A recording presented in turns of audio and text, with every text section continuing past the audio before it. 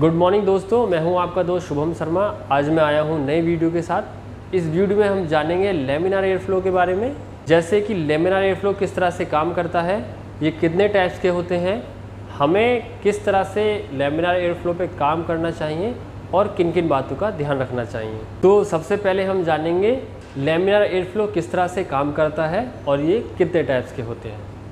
तो देखिए दोस्तों, ये है हमारा लैमिनार एयर फ्लो। इसको हम लैमिनार फ्लो कैबिनेट और क्लीन बेंच के नाम से जानते हैं। इसको हम क्लीन बेंच के नाम से इसलिए जानते हैं क्योंकि ये जो एरिया होता है ये बैक्टीरिया फ्री एरिया होता है और यहाँ जो एयर फिल्टर होकर आती है वो एयर भी बैक्टीरिया फ्री एयर होती है, जो ये लैमिनार एयर फ्लो हमें प्रोवाइड करता है। अब हम इसके बारे में जानते हैं कि ये किस तरह से काम करता है, किस तरह से इसमें फ़िल्टर काम करते हैं, ये किस तरह से एयर को फ़िल्टर करके हमें बैक्टीरिया फ्री एयर प्रोवाइड कराता है।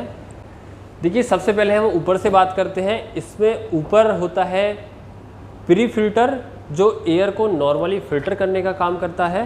उसके नीचे इसमें ब्लोअर लगा होता है जो एयर को सक करता है और हिप्पा फिल्टर तक पहुँचाता है।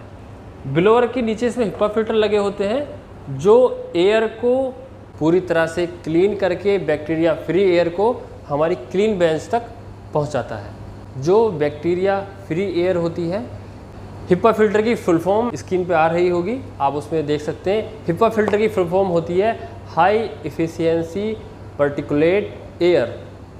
हिप्पा फिल्टर का जो साइज़ होता है वो 0.3 माइक्रोन होता है।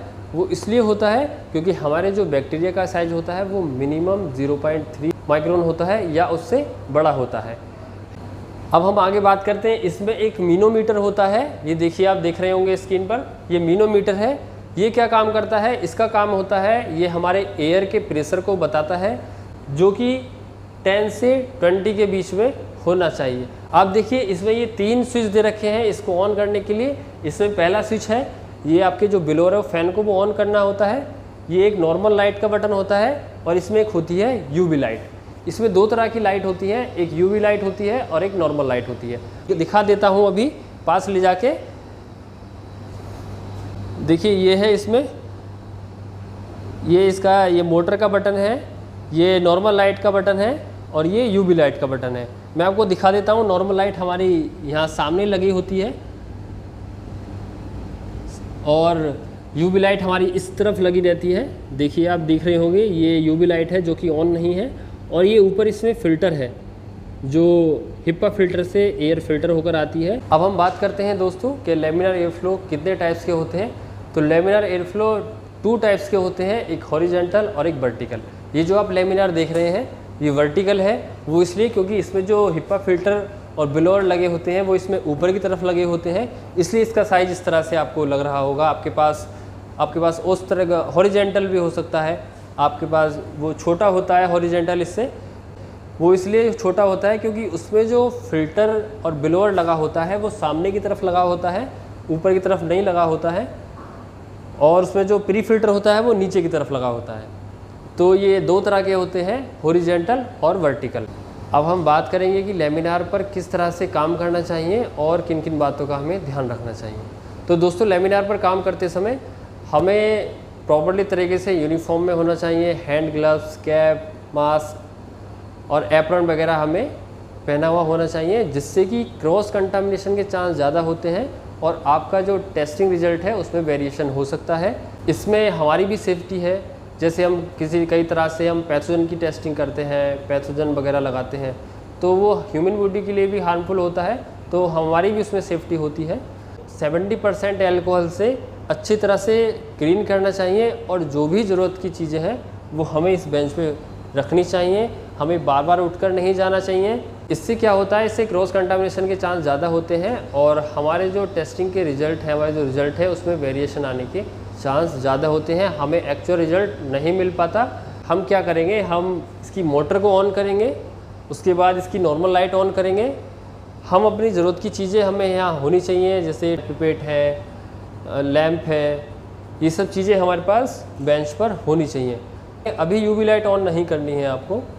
उसके बाद इसको हम 70% एल्कोहल से अच्छे से साफ़ करेंगे, जो कि इसकी फ्रिक्वेंसी डेली होती है, हमें टेस्टिंग करने से पहले ही अच्छे से साफ़ करनी चाहिए।